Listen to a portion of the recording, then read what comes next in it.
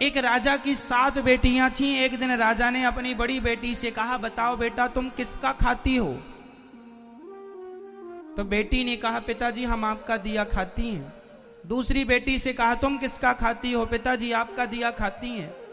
प्रजा से पूछा, तुम किसका खाती हो? बोले आपका दिया खाते हैं। सारे सबसे पूछा, तुम किसका दिया खाते हो? बोले आपका दिया। राजा आप ही हमारे पालनहार हो, आपका दिया हम सब खाते हैं। सबसे छोटी बेटी से कहा, बेटी तुम बताओ तुम किसका खाती हो? तब उस बेटी ने कह दिया, पिताजी हम भगवान का दिया खाते हैं, हम आपका दिया नहीं खाते। राजा को बड़ा बुरा लगा, उसे लगा हमारी इंसल्ट कर दी इसने, हमारा दिया खाती है और नाम ले रही है भगवान का। राजा ने कहा, कोई भगवान भगवान नहीं होता, अरे मैं तुम्हें खाने ना दूं तो तुम मर जाओगी। बेटी ने कहा, पिताजी तो आप करके देख लो। राजा बड़ा गुस्से में आया और अपनी उस बेटी का विवाह ऐसे आदमी से कर दिया जो बिल्कुल गरीब था और बिल्कुल बीमार था। गरीब था और बिल्कुल अचल था। अचल मीन्स एक कदम भी। एक लकड़हारा था, जंगल में लकड़ी काटने गया, अचानक उसकी तबीयत बिगड़ गई और वहीं पर वो पड़ा रहा, वहीं मलमूत्र में घिसटता रहा। ऐसे गंदे आदमी से राजा ने अपनी इस बेटी का विवाह कर दिया कि देखता हूं तू अब कहती है भगवान का खाती हूं तो अब खिलाए तेरा भगवान। 6 बेटियों का विवाह उसने अच्छे राजाओं के घर किया, राजकुमारों के साथ खानदान में किया, और एक बेटी का विवाह लकड़हारे से कर दिया, वो भी जो बीमार था, जो मलमूत्र भी वहीं कर रहा था, पूरा गंदगी थी, मक्खियां भिन्न भिन्न कर रही थी। उस लड़की को लगा कोई बात नहीं, विधाता की ऐसी ही मर्जी है। वो लड़की जो थी अपने उस पति के संग रहने लगी। उसे पास में नदी थी तो ले गई, नहलाया धुलाया साफ किया, और जो उसके भाग्य में था मिला। उसका पति चल नहीं पाता था, अब वो क्या करे, पति को भोजन कैसे कराए? तो जंगल की लकड़ियां बीनती और ले जाके शहर में बेचती, जो पैसा आता उससे कुछ दवाइयां लाती, कुछ रोटियां लाती, खाती, पति को खिलाती, दवाई खिलाती। और वहां पर एक नाग नागिन, जंगल था ना तो जंगल में तो जीव जंतु ही रहेंगे, एक नाग नागिन का जोड़ा था। तो वो जब दूध लाया करती अपने पति को देती, और जो बच जाता तो दौने में वो वहां नाग नागिन को रख दिया करती थी। तो नाग नागिन दूध पीते और बड़े प्रेम से वो खुश रहते। अब वो धीरे धीरे उसका पति ठीक होने लग गया, बीमारी से उसको राहत मिलने लग गई, ठीक होने लगा। एक दिन नाग ने सोचा कि ये मेरी इतनी सेवा करती है, परोपकारी भाव है, यदि इसे धन मिल जाएगा तो ये तो समाज की बहुत सेवा करेगी।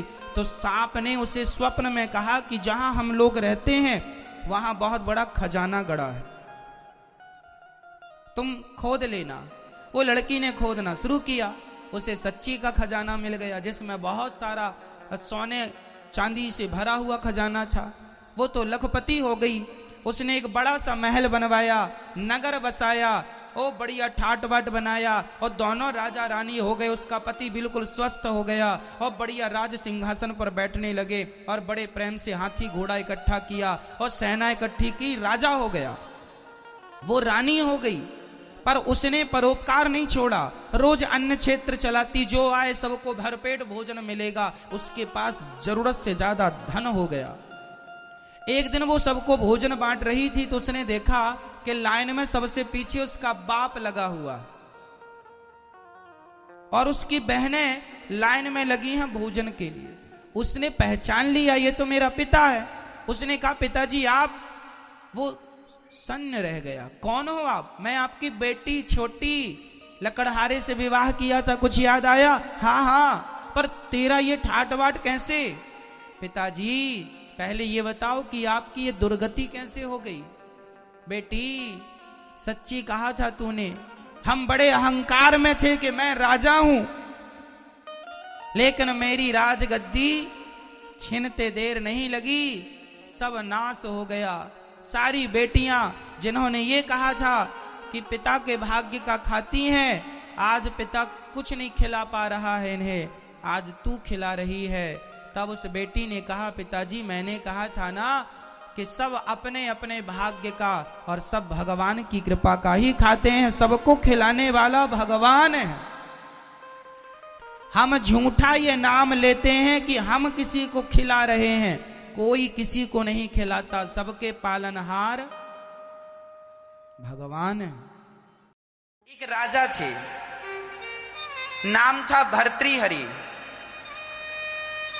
वो अपनी पत्नी से बहुत प्यार करते थे, बहुत ज्यादा। एक दिन उनके नगर में एक बहुत बड़े संत आए। संत को पता चला कि राजा भर्तृहरि बड़ा धर्मात्मा है, तो संत ने अपनी पूरी शक्ति लगा दी, एक फल दिया, बोले राजन इसको खा ले, सदा जवान रहेगा, आयु तेरी बढ़ जाएगी, मेरी तपस्या का फल, शक्तियां इसमें, तू जवान रहेगा और सदा स्वस्थ रहेगा, आयु तेरी बढ़ जाएगी।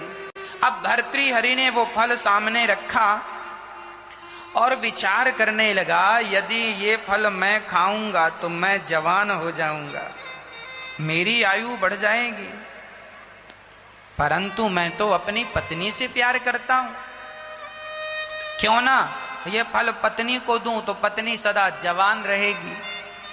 हाँ, तो वो अपने फल को खाया नहीं, क्योंकि पत्नी से प्यार करता था, तो पत्नी को ले जाकर दे दिया। सुनो भाग्यवान, देखो तुम्हारे लिए क्या लाए। जी क्या लाए हो?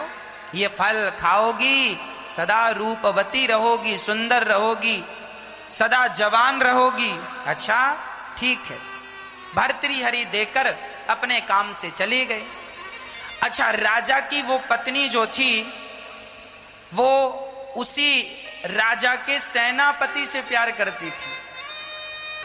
अब वो रानी ने सोचा कि ये फल यदि मैं खाती हूं तो मैं जवान होऊंगी, पर मेरा वो सेनापति खाएगा, वो जवान रहेगा, तो वो मुझे सुख देता रहेगा। हाँ, मेरा जवान रहना ठीक कहाँ है, उसका जब मैं प्यार उससे करती हूँ, वो सदा स्वस्थ रहे, मैं कामना। बुलाया चुपके से, आओ आओ आओ। सेनापति आया, क्या है रानी जू? अरे आप जानते नहीं हम आपसे कितना प्यार करते हैं, देखो ये फल है, तुम खा लेना, सदा जवान रहोगे, निरोगी रहोगे और आयु भी लंबी होगी। अच्छा, सेनापति वो फल लेके चला गया। अच्छा, वो सेनापति राजा के कमरे में झाड़ू पोंछा करने वाली एक दासी से प्यार करता था। अब वो सेनापति को लगा, देखो वो कहावत, दिल लगा गदही से तो परी किस काम की, तो इसका भी दिल गदही से लग गया। वो झाड़ू पोंछा करने वाली बहुत सुंदर थी, राजा की दासी थी, सुंदर तो होगी ही, बड़ी अच्छी थी, संस्कारी भी थी, सुशील भी थी और सुंदर तो बहुत थी। वो ये सेनापति उसे देखा करता था, बुलाया, यहाँ आओ, हम देखो तुमसे कितना प्यार करते हैं। अच्छा कैसे? ये फल लाए हैं तुम्हारे लिए, खा लो, सदा जवान रहोगी, सदा सुंदर दिखोगी, तुम्हारी आयु भी लंबी होगी। हाँ अच्छा ठीक है। वो दासी ने फल ले लिया। उस दासी का मन था कि राजा मुझे पति के रूप में मिल जाए। वो दासी राजा से प्यार करती थी मन मन में।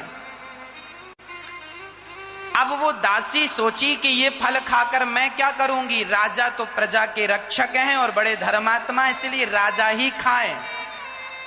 तो वो दासी फल ले जाकर राजा को दे दिया, महाराज मुझे एक फल मिला है, खाने से जवान रहते हैं और सदा निरोग और आयु भी लंबी। मैं तो दासी हूं, ज्यादा जी के क्या करूंगी, आप तो राजा हैं, आपका जीना अच्छा है। अब राजा ने फल दिया, हे भगवान दासी मुझे दे रही है। राजा का माथा घूमा, ये तो मैंने पत्नी को दिया था, तेरे पास कहां से आया, जल्दी बता नहीं दंड दूंगा। अब डर के मारे बता दिया कि सेनापति जी उन्होंने दिया है, प्यार करते हैं हमसे। अच्छा वो हमसे प्यार करते हैं पर हम उनसे प्यार नहीं करते, हम तो आपसे प्यार करते हैं। सेनापति को बुलाया, क्यों तुम्हें ये फल किसने दिया, जल्दी बताओ। सेनापति डर गया, महाराज क्षमा करें, रानी जी ने दिया। रानी सेनापति से प्यार करती थी पर सेनापति दासी से करता। अब रानी के पास फल कहां से आया, राजा ने ही दिया। राजा को वैराग्य हो गया। राम राम, जिस पत्नी से मैं इतना प्यार करता था वही पत्नी इस प्रकार का धोखा। सच्चा प्यार ये दुनिया के लोग क्या जाने, ये तो शरीर के भूखे हैं, ये प्यार जानते ही नहीं बेचारे। यही माया है। भर्तृहरि को वैराग्य हो गया और उन्होंने सब त्याग करके जंगल में भगवान का चिंतन किया। ना तो पुत्र में मन लगाना ठीक है, ना तो पत्नी में, ना तो पति में, ना परिवार में, मन भगवान में लगाओ, यही ठीक है। भर्तृहरि को वैराग्य हो गया।